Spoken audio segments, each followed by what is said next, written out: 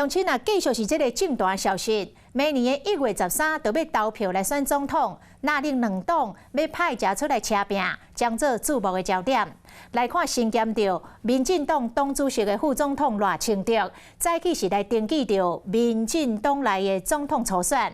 赖清德讲，伊是以无比坚定的心来参选，请全民予伊机会带领国家。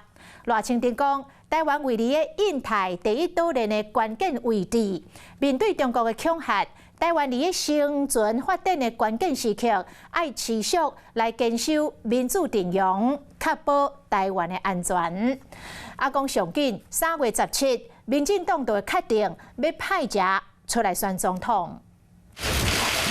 行出来上访，身兼民进党主席、副总统赖清德要来挑战总统大会。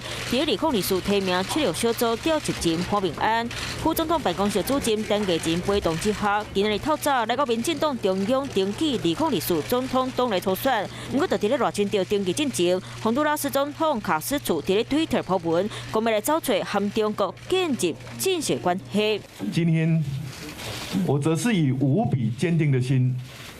参与民进党总统初选，有望的心伫咧摇落，不过赖清德的心真坚定。登记了后，来当面全保护咱台湾的安全。台湾位处印太第一岛链的关键位置，直接面对来自中国的文攻武吓，不择手段的外交打压，还有大玩核战。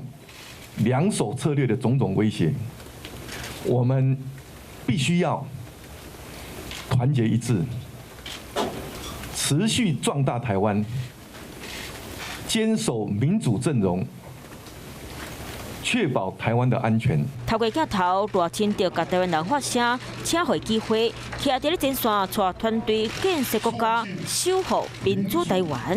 一起加油，让台湾成为民主世界的 MVP。